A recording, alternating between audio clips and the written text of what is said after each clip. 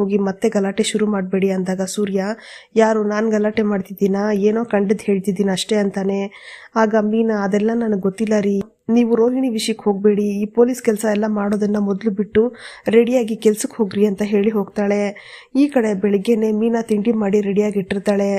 ಆಗ ಎಲ್ಲರೂ ತಿಂಡಿ ಮಾಡೋದಕ್ಕೆ ಅಂತ ಬಂದಾಗ ಶಾಂತಿ ಕೂಡ ಬಂದು, ಲೇ ಮೀನಾ, ಮನೋಜ್ ರೋಹಿಣಿ ಎಲ್ಲೇ ಅಂದಾಗ ಮೀನಾ, ಅವ್ರಿನ್ನೂ ರೂಮಿಂದ ಆಚೆ ಬಂದಿಲ್ಲ ಅತ್ತೆ, ನಾನು ಕರೀಲ ಅಂತ ಹೇಳಿದಾಗ ಶಾಂತಿ, ಬೇಡ ಬೇಡ ನಾನೇ ಹೋಗಿ ಕರಿತೀನಿ ಅಂತ ಹೇಳಿ ರೋಹಿಣಿ ಅಂತ ಕರೆಯೋದಕ್ಕೆ ಹೋಗ್ತಾರೆ.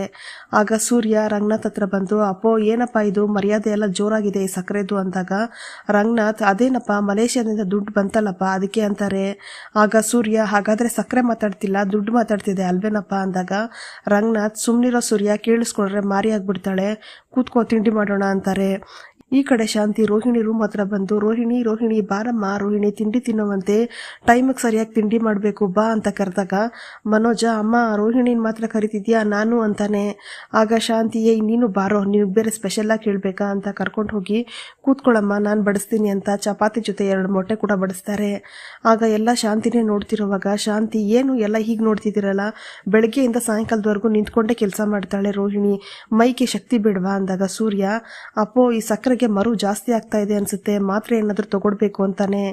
ಆಗ ಶಾಂತಿ, ಯಾಕೋ ಅಂದಾಗ ಸೂರ್ಯ, ಇನ್ನೇನು ಸಕ್ಕರೆ, 48 ದಿನಕ್ಕೆ ಪೌರ್ಣಮ ವ್ರತ ಮಾಡ್ತಿರುವಾಗ ಮೊಟ್ಟೆ ಬಡಿಸಿದ್ಯಲ್ಲ, ಇನ್ನು ಕಂಕಣನೇ ಬಿಚ್ಚಿಲ್ಲ, ಅದಕ್ಕೂ ಮುಂಚೆನೆ ಮೊಟ್ಟೆ ತಿಂದರೆ ವ್ರತಕ್ಕೆ ಪವರ್ ಹೋಗ್ಬಿಡಲ್ವಾ, ಆಮೇಲೆ ಮಲೇಷ್ಯಾ ಬೀಗರು ಕಳಿಸ್ತೀನಿ ಅಂದಿರೋ ಇನ್ನೂ 15 ಲಕ್ಷ ಕೂಡ ಬರಲ್ಲ ಅಂತಾನೆ.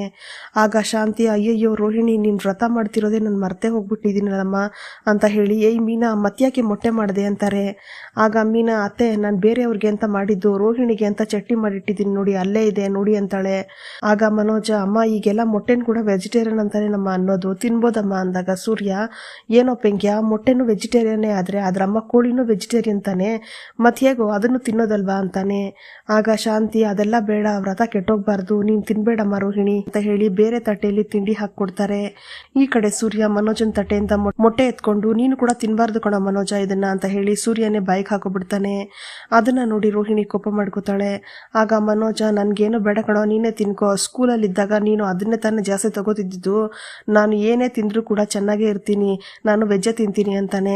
ಅದಕ್ಕೆ ರವಿ, ಏನೋ ಮನೋಜ ಇಷ್ಟೊಂದು ಬದಲಾಗ್ಬಿಟ್ಟಿದ್ಯಾ ಅಂದಾಗ ಮನೋಜ, ಇಷ್ಟು ದಿನ ಕೆಲಸ ಇಲ್ಲದೆ ಏನು ಮಾಡೋದು ಅಂತ ಗೊತ್ತಾಗದೇ ಇದ್ದೆ, ಆದರೆ ಈಗ ನನ್ನ ಹೆಸರಲ್ಲಿ 15 ಲಕ್ಷ ದುಡ್ಡು ಬಂದಿದೆ, ಅದೇ ನನಗೆ ದೊಡ್ಡ ಕಾನ್ಫಿಡೆನ್ಸ್ ಕೊಟ್ಟಿದೆ ಕಣೋ, ಇಷ್ಟು ದಿನ ಕಿಂಡಲ್ ಮಾಡಿಕೊಂಡು ಮಾತಾಡ್ತಿದ್ದವ್ರಿಗೆಲ್ಲ ಬಾಯಿ ಮುಚ್ಕೊಳ್ಳೋ ಅಂತ ಕೆಲಸ ಮಾಡಿ ತೋರಿಸ್ತೀನಿ ಅಂತ ಸೂರ್ಯನ ನೋಡ್ಕೊಂಡು ಹೇಳ್ತಾನೆ ಮನೋಜ.